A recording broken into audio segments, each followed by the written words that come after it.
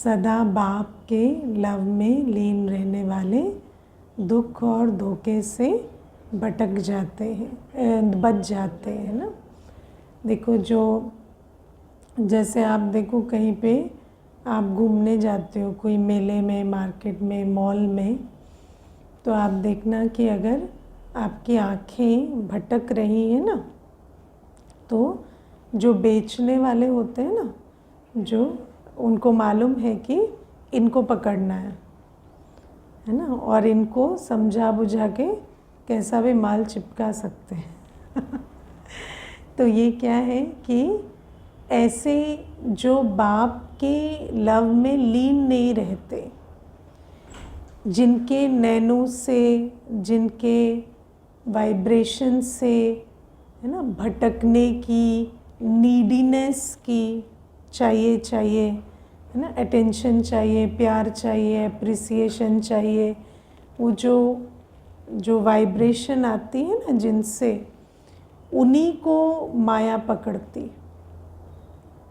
कई बार कोई आकर बार बार सुनाते हैं कि हमें इन्होंने ये कह दिया, हमें उन्होंने वो कह दिया, तो हम पूछते हैं कि आप ही को क्यों कहते हैं, आप ही को क्यों कहते हैं?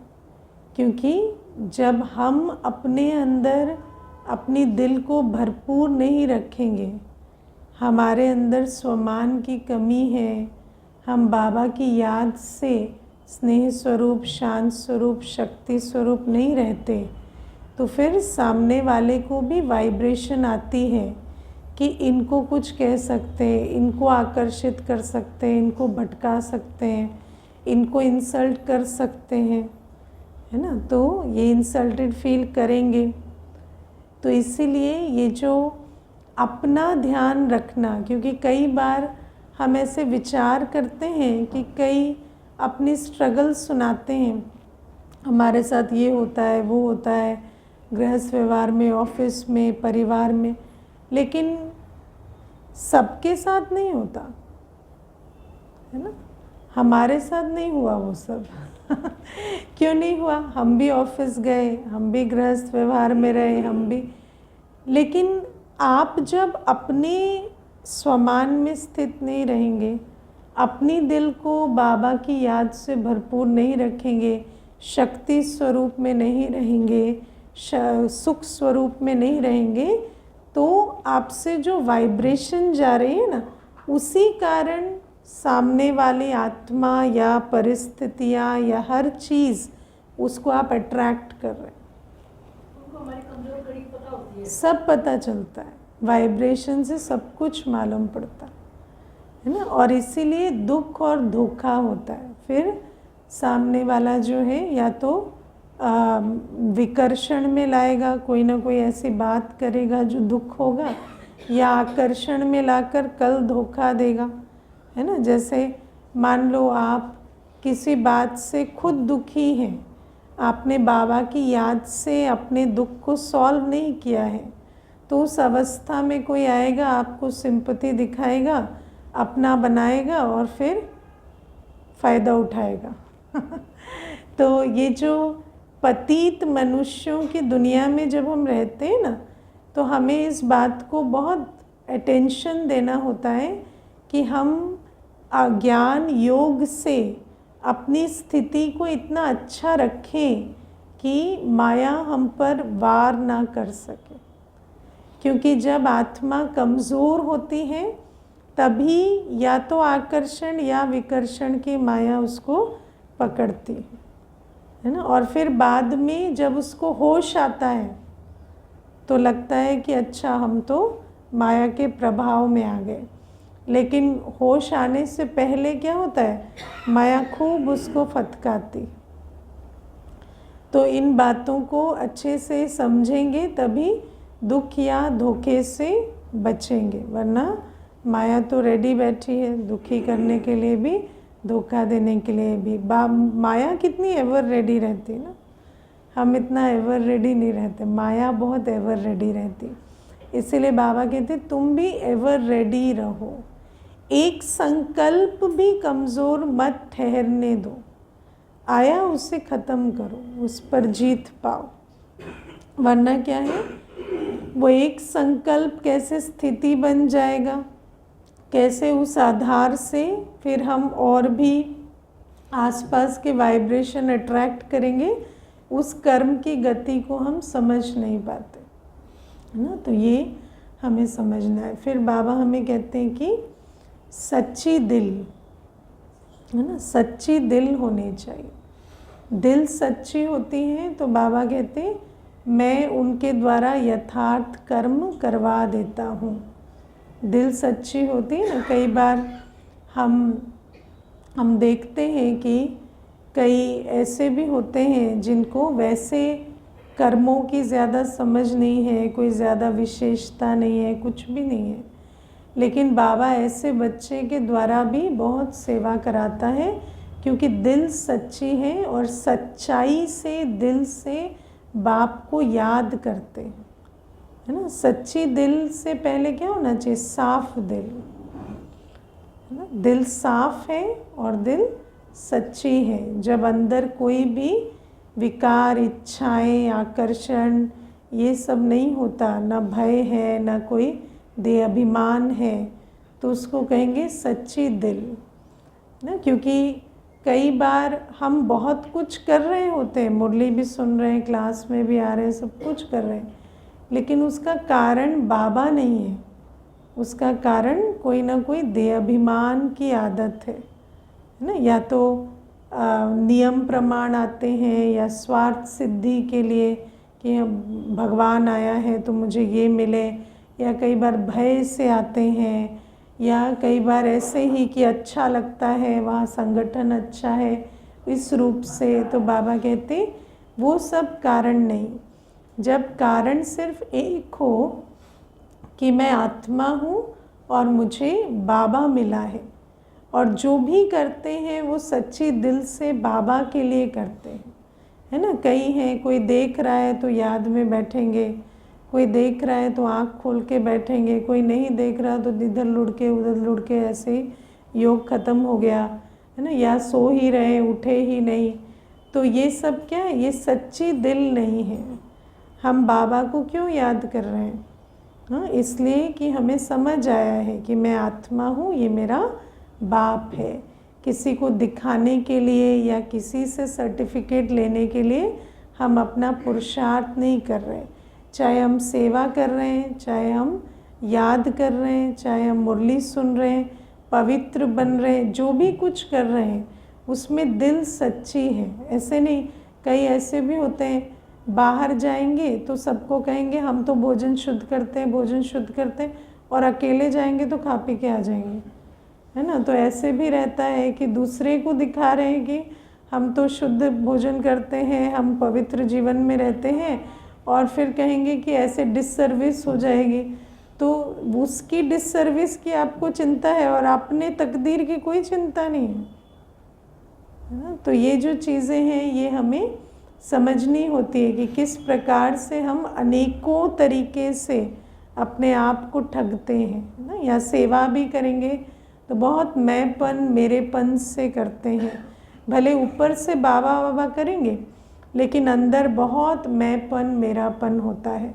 फिर बाबा कहते ऐसे जब अंदर दिल में सच्चाई, सफाई नहीं है तो भले ही करते हैं लेकिन जमा का खाता नहीं बनता। और जिसके दिल में सच्चाई, सफाई है, भले ही उसके अंदर और कुछ ना हो, कोई विशेषता ना हो, लेकिन बाबा कहते समय पर बाबा उनकी बुद्धि का ताला खोलता है और उनके द्वारा यथार्थ कार्य होता है। आप देखना कि उनके हाथों से नुकसान होते होते बच जाएगा, है ना। डांट खाने वाली बात पे वो बात उल्टी हो जाएगी। कई बार ना ऐसे हम किसी को देखते हैं, सच्ची दिल वाला होगा ना, तो उनका नुकसान होते होते बच जाता है। तो फिर ऐसे सोचेंगे कि इनको कुछ सावधानी देनी है, लेकिन सोचेंगे अब हुआ तो नहीं तो क्या कहना है, छोड़ो, है ना। तो क्या है कि ये जो ये सच्ची दिल वाले को बाबा बहुत बचाता है और संभाल करता है, और उनके द्वारा बहुत श्रेष्ठ कर्म भी होते हैं, है ना। एक बार ऐसे ही मुझे याद है, एक एक कन्या थी छोटी, तो एक भाई आया कोर्स के लिए, बुज़ुर्ग थे भाई, तो उस टाइम पे कोई और था नहीं कोर्स कराने वाला, मैं क्लास करा रही थी, तो मैंने कन्या को बोला उनको अटेंड करो। तो उसने ना बहुत ऐसे सिंप्लिसिटी में ऐसे ही कुछ ना कुछ अपना अनुभव सुनाती रही, है ना। तो मैंने उसको कहा आत्मा का ज्ञान सुनाना था ना, अनुभव सुनाने क्यों बैठ गए, उनको पहली बार आए थे, कुछ ना कुछ वैसे सुनाते। पर अगले दिन वो भाई आकर कहता है कि इन्होंने जो अनुभव सुनाए ना, उनके कारण मैं आ गया, मुझे बहुत अच्छा लगा। तो आप देखो कि वैसे तो बात उल्टी है, लेकिन बाबा ने उसको सुलटा कर दिया, है ना।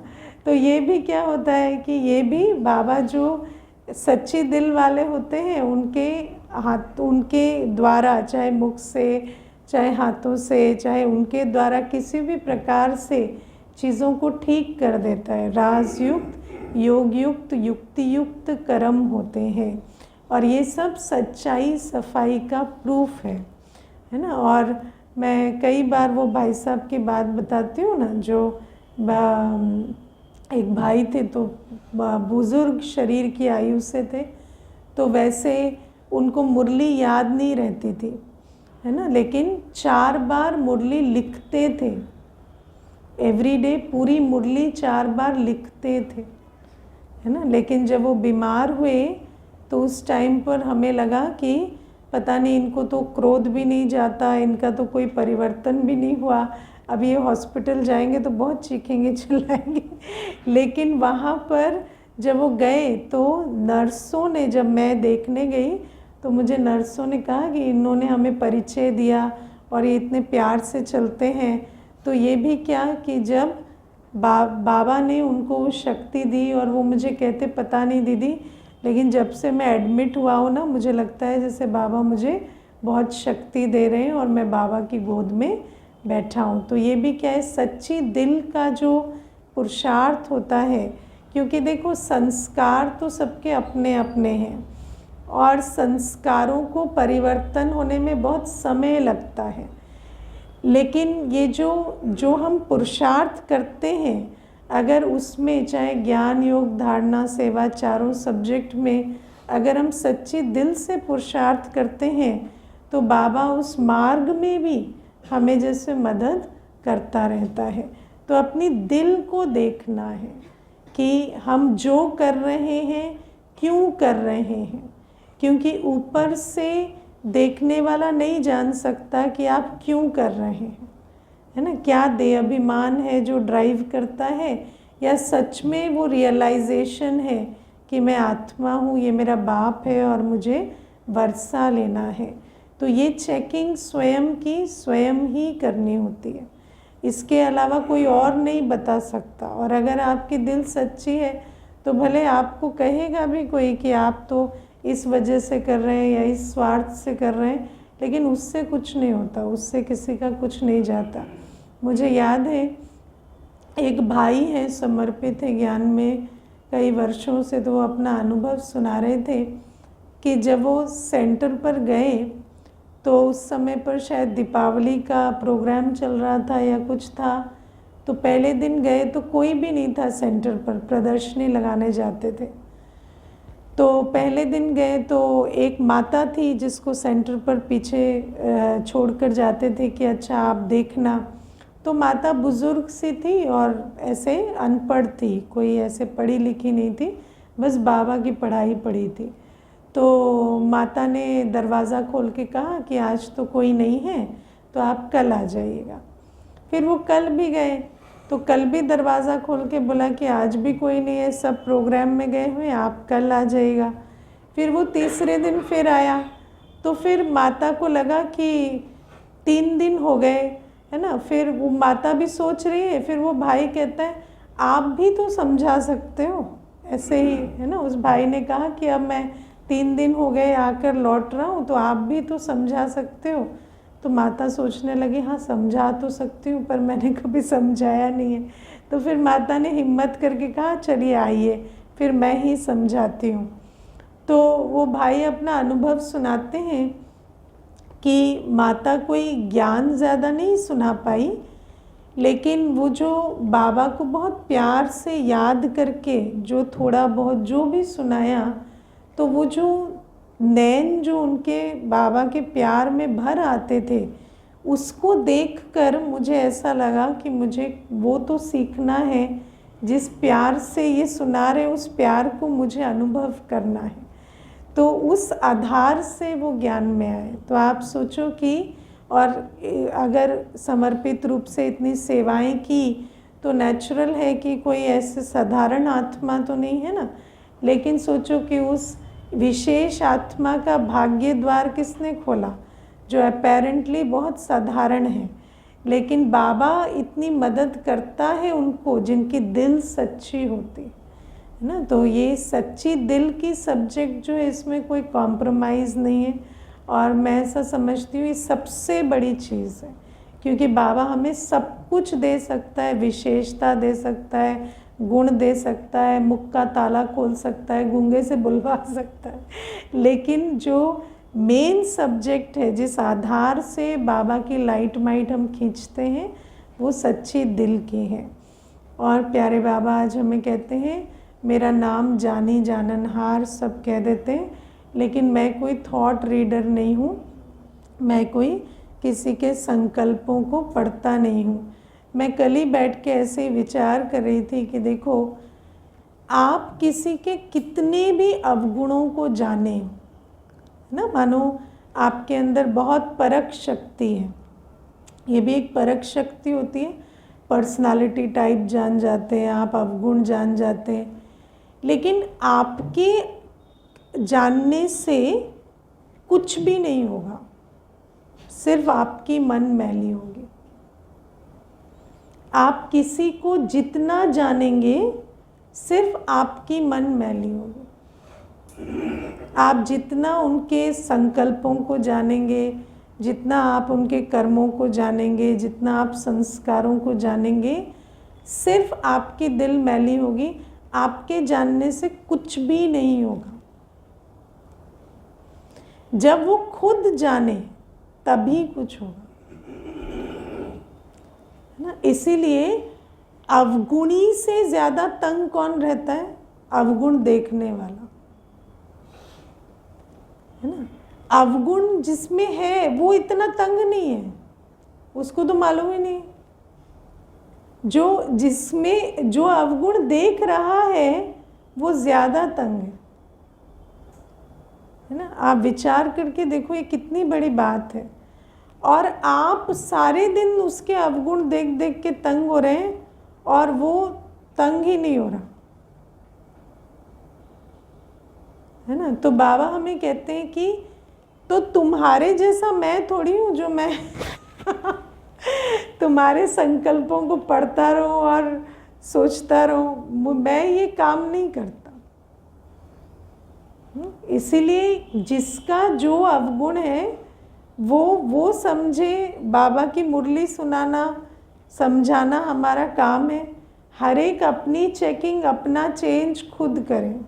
हमें किसी के अवगुणों को, किसी के संकल्पों को, किसी के, क्योंकि आप जितना देखने जाएंगे, देखो काजल की कोठरी में जाएंगे तो कालिक ही कालिक लगेगी ना। तो आज पतित आत्मा के आप संकल्पों का वर्णन करो, एनालिसिस करो, विश्लेषण करो, जो भी करो, उससे कुछ भी नहीं मिलेगा, सिर्फ आपकी मन मैली होगी। बाकी बाबा कहते हैं अगर हम किसी के संस्कारों के नॉलेजफुल हैं तो बस इस रूप से रहें कि हमें कर्मों की चॉइस कैसे रखनी है ना। मानो कोई बहुत ऑफेंड होता है तो उसके सामने हमें वैसे बात नहीं करनी, ज़्यादा शिक्षा देने की भी ज़रूरत नहीं है ना, मुंह बंद रखो जो ऑफेंड होता है, जिसका समझना नहीं है, जिसको ऑफेंड होना है, उसके सामने आप भी चुप रहो, है ना। जैसे कई बार हम जान जाते हैं कि किसी का संस्कार ऐसा है। देखो एक माता है, किसी सेंटर पर जाती है, 20 वर्ष हो गए, सारे दिन अपनी दीदी की बुराई करती है, ठीक है।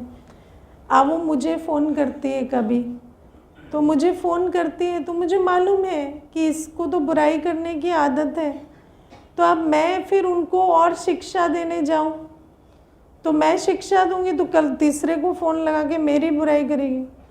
तो मुझे संस्कार समझ आ गया है, तो मैं इस बात से भी डिस्टर्ब नहीं होती कि वो किसी की निंदा कर रही है, और जब वो निंदा करती है तो मैं उसको बस इतना कह देती हूँ कि भाई आप तो महान आत्मा हो ना, आपको बाबा इतनी झोली भर रहा है, आप समझो कि मुझे विश्व कल्याण का बीड़ा उठाना है, आप किसी को देखो ही मत। वैसे तो दुनिया भरी पड़ी है ना कमज़ोर आत्माओं से, आप अपना देखो, है ना। तो मुझे कई बार कई कहते हैं आप उनको कहते ही नहीं हो, वो इतनी गलत बातें कहते हैं। मैं मेरे कहने से नहीं समझेगी, 20 वर्ष हो गए भगवान की मुरली सुनते, उससे नहीं समझी, मेरे से थोड़ी समझ जाएगी, है ना। तो इसीलिए ये जो हम संस्कारों के नॉलेजफुल भी इसलिए होते हैं कि हम किस प्रकार से चलें कि भले ही, है ना, सांप भी मर जाए और लाठी भी ना टूटे।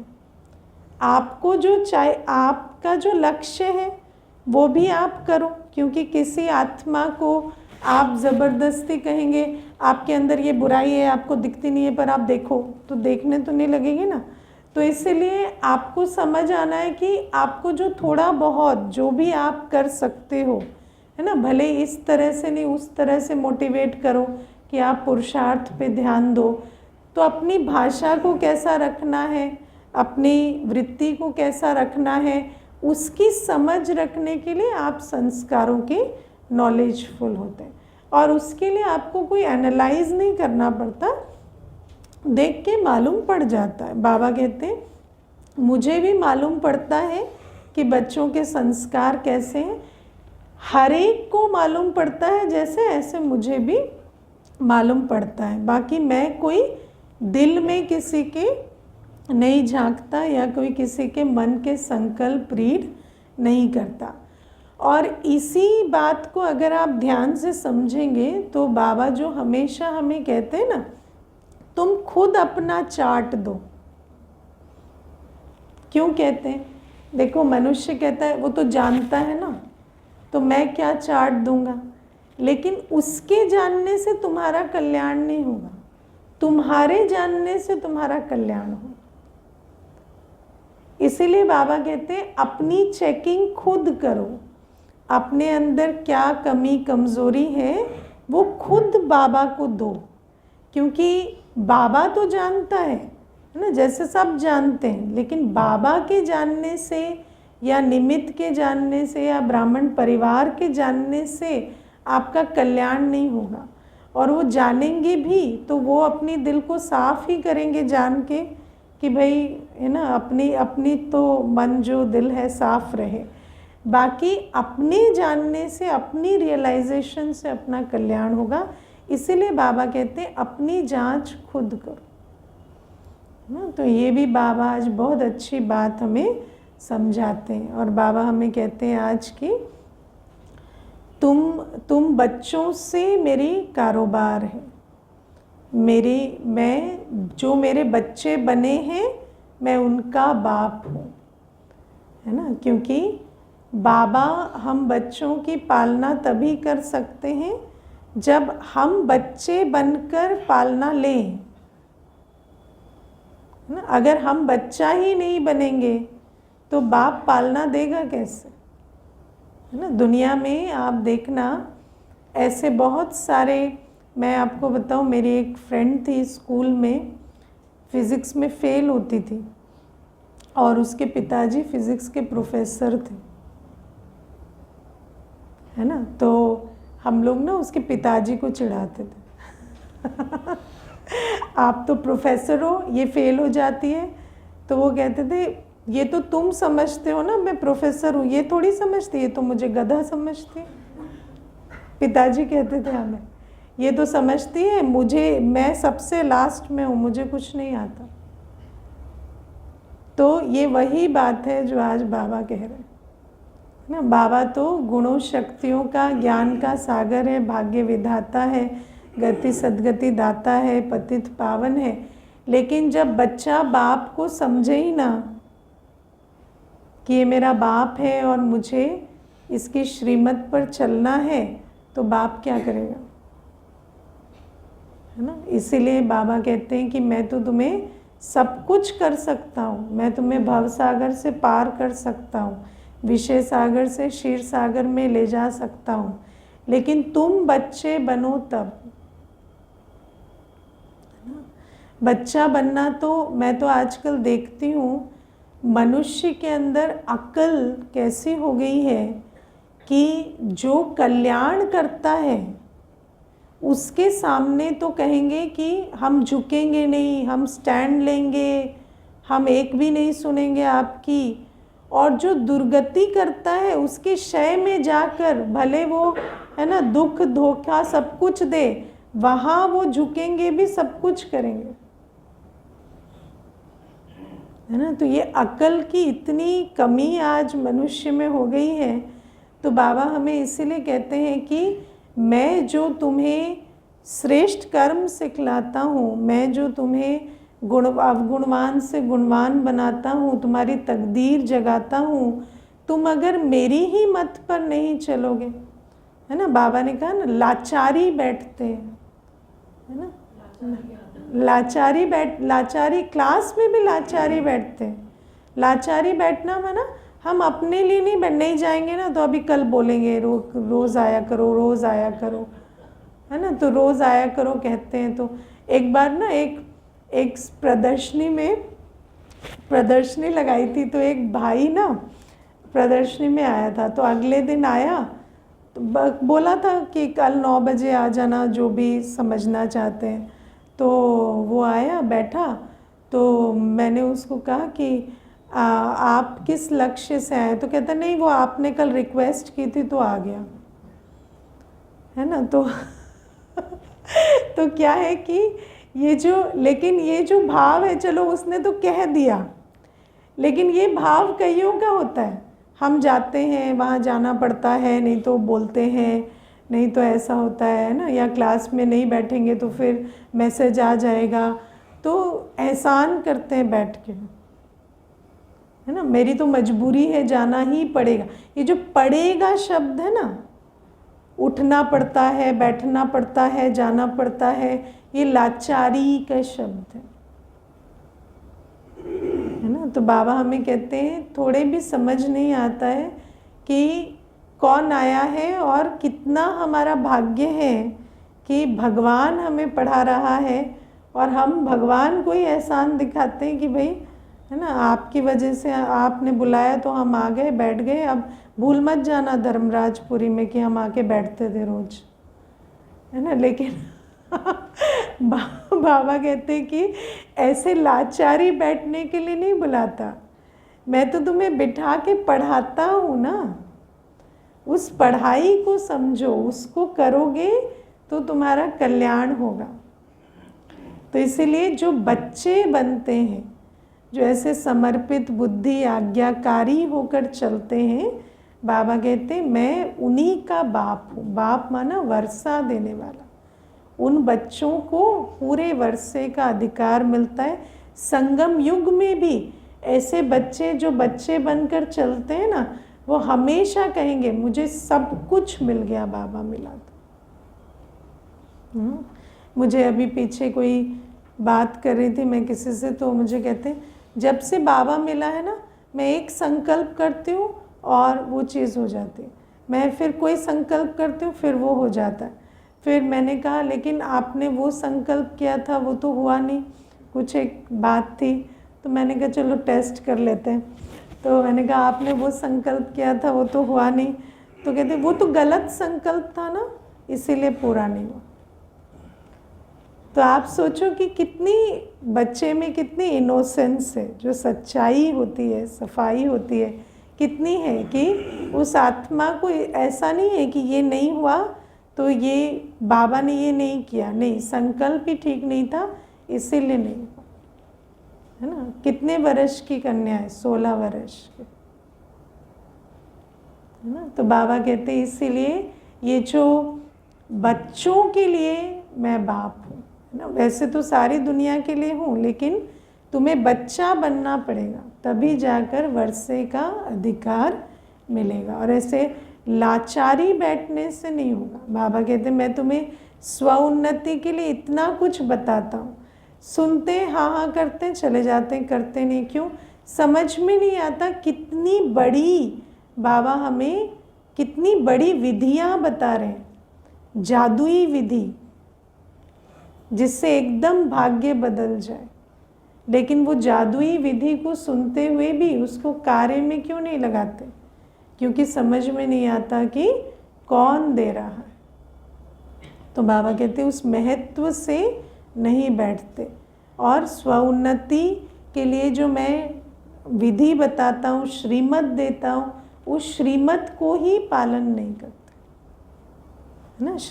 रोज़ बाबा कहते याद करो, लेकिन याद ही नहीं करते, क्योंकि श्रीमत का महत्व नहीं है कि श्रेष्ठ ते श्रेष्ठ बनाने वाला बाबा ये श्रीमत मुझे दे रहे हैं। और क्यों नहीं है? देह अभिमान बहुत है। देह अभिमान क्या होता है? देह और देह की दुनिया, देह के पदार्थों, देह के संबंधों के चक्कर, ये जो देह अभिमान है ना, ये इसी के चक्कर में रखता है हमें।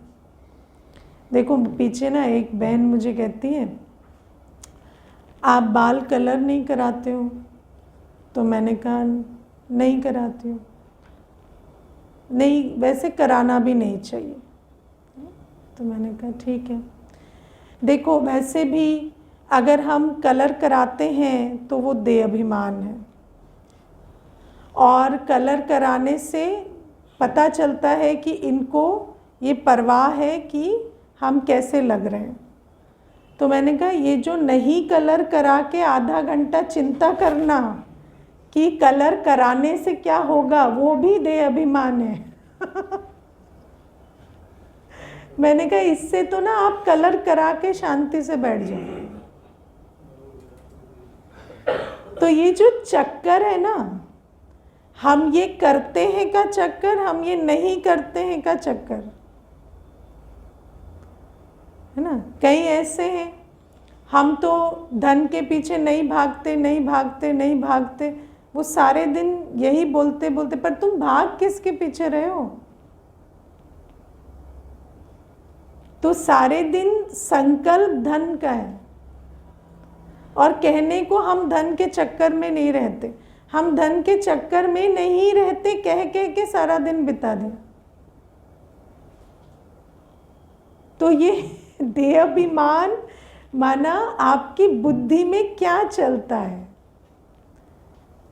और देह अभिमान बहुत इंटरेस्टिंग है, क्योंकि पता ही नहीं चलता कि हमारा मन बुद्धि तो वही देह की दुनिया, देह के संबंध, देह के पदार्थ, प्राप्तियों, इन्हीं में ही भटक रहा है ना। कई ऐसे कह कह के भी सारे दिन, है ना, देह अभिमान में रहते। तो बाबा हमें इसीलिए कहते हैं ये जो देह अभिमान का चक्कर है ना, लगाओ झुकाओ टकराओ, यही सारी दिन इसी पुरानी दुनिया के संकल्प, पुरानी दुनिया की बातें, है ना। आजकल तो फिर देखो बाबा हमें कहता है देहधारियों को, मित्र संबंधियों को याद मत करो। मैं तो कहती हूँ आज मित्र संबंधी को याद करने की फुर्सत कहाँ है व्यक्ति को। हाँ, उसका इंस्टाग्राम ख़त्म हो तो मित्र संबंधी को याद करे। हाँ, किसने क्या पहना है, कौन कैसा लग रहा है ना, किसने क्या बोला, ये न्यूज़, ये टीवी, ये इंटरनेट, ये सोशल मीडिया, सारे दिन तो बुद्धि वहाँ लगी हुई है ना। आजकल तो इनफैक्ट कहना चाहिए चलो मित्र संबंधियों को थोड़ा याद कर लो, है ना, क्योंकि उनकी तो बारी नहीं आ रही है ना। मुझे एक माता कहती है मेरे युगल ने मेरे को और बच्चों को 3 दिन से देखा नहीं है, वर्क फ्रॉम होम चल रहा है, सर हमेशा ऐसे रहता है, या तो लैपटॉप पे काम करते हैं या फ़ोन देखते हैं। है ना, और बाथरूम भी फ़ोन लेके जाते, और कहती आजकल तो देखना तो छोड़ो, सुनाई भी नहीं देता, बोलते रहो तो हाँ हाँ हाँ हाँ हाँ हाँ, और किया नहीं, क्यों नहीं किया, तो सुना ही नहीं, हाँ हाँ हाँ चल रहा है। तो आज जो ये है ना, बाबा तो जब मुरली चला रहे थे, त्रिकालदर्शी बाबा ने, है ना, पता नहीं ये समय भी सोच कर देखा कि नहीं कि इतनी तमो प्रधानता, इतनी आज ये चित्रों की दुनिया हो गई है। तो बाबा हमें कहते ऐसी चित्रों की दुनिया में विचित्र बाप को याद करने के लिए इस अवेयरनेस में रहना कि मैं एक आत्मा हूँ और मुझे मेरे कर्मों, संस्कारों और रूहानी कमाई पर अटेंशन देना है, इसके लिए बहुत मेहनत चाहिए। देही अभिमानी स्थिति के लिए भी बहुत मेहनत चाहिए। देही अभिमानी स्थिति बने तब तो बाबा को याद करें, क्योंकि तब तो अटेंशन जाए कि मुझे बाबा की याद से विकर्म विनाश करने हैं या सेवा से कमाई करनी है। वो रियलाइजेशन ही तब आएगी जब हम समझें मैं एक आत्मा हूँ, मुझ पे 63 जन्मों के विकर्मों का बोझ है और ये पूरे कल्प में एक ही भाग्य बनाने की बेला है। एक एक सेकंड संगम युग का कितना महत्वपूर्ण है, उस रियलाइजेशन में बैठना, उसके लिए बहुत विचार सागर मंथन चाहिए, बहुत मेहनत चाहिए।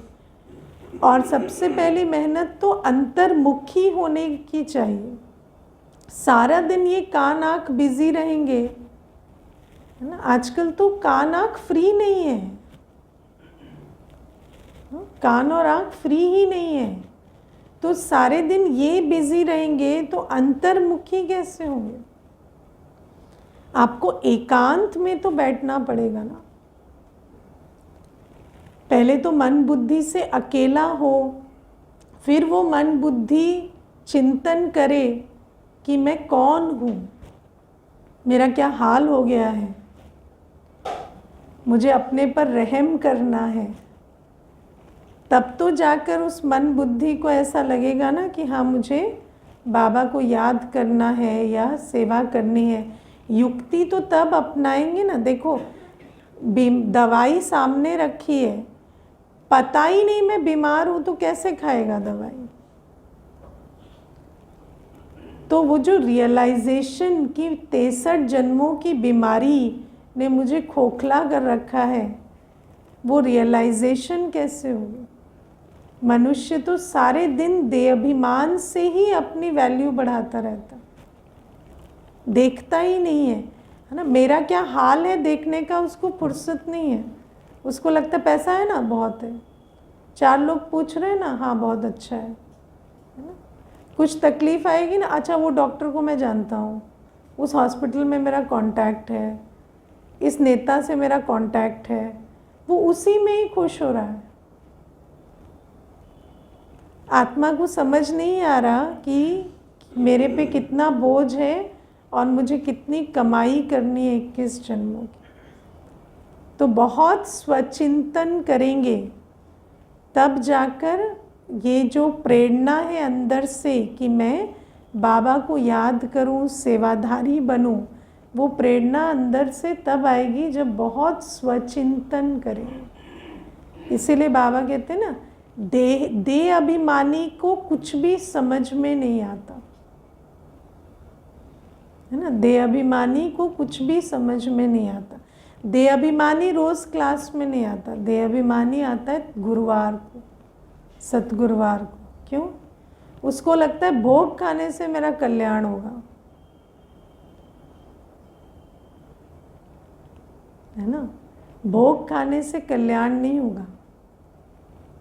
भोग खाना तो एक रस्म रिवाज, कल्याण तो होगा ज्ञान योग से। लेकिन देह अभिमान ऐसा है कि जो भक्ति की जो आदतें पड़ी हुई हैं बस वही समझ में आती है। अभी आशीर्वाद दे दो, कृपा कर दो, है ना, भोग खिला दो, पानी पिला दो, है ना, जल फूंक के पिला दो, ये फूंक के पिला दो, यही चलता रहता है ना। लेकिन बाबा कहते हैं जो तुम्हारा कल्याण जिस बात से होगा, याद से, सेवा से, प्योरिटी से, उस पर तुम्हारा अटेंशन क्यों नहीं जाता? क्योंकि तुम्हें लगता है मटेरियल प्राप्ति ही सब कुछ है। आत्मा को समझ में ही नहीं आता कि जब 63 जन्मों के विकर्मों का बोझ है तो मटेरियल प्राप्ति हो भी जाएगी तो ठहरेगी कैसे? ठहरने के लिए भी तो आपको अपनी आत्मिक स्थिति का बल चाहिए ना। मान लो किसी की कृपा से हो भी गई तो भी आपके पास ठहरेगी कब? जब आपके अंदर वो योग्यता होगी। तो बाबा कहते हैं ये देहाभिमान की सृष्टि ऐसी है कि देहाभिमानी को कुछ भी समझ में नहीं आता, है ना। और भले बैठेगा लेकिन जो बाबा विधि बताएंगे उस पर अटेंशन नहीं जाएगा ना। सब कुछ सुनते हुए भी सुनाई नहीं देगा कि मुझे ये करना है ना। और कईयों को सुनाई देगा, फिर सोचेंगे हाँ ये करना है, ये करते नहीं है, ऐसा करने से ऐसा हो जाएगा, फिर सोच सोच के ही थक जाएंगे, सो जाएंगे,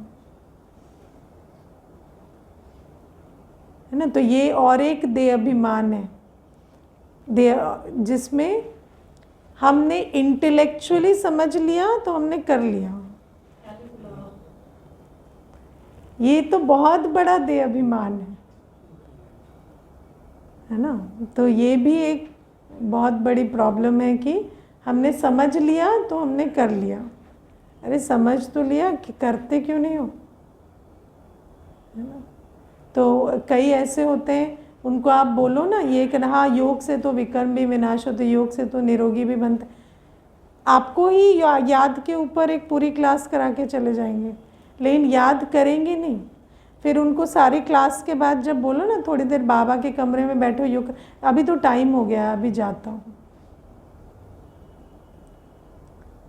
तो ये सब क्या है? ये सब देह अभिमान है।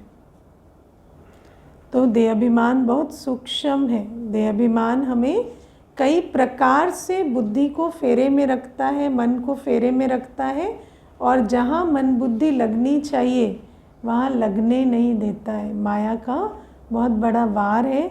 सब अपने अपने देह अभिमान को ठीक से चेक करें। ठीक है। ओम शांति।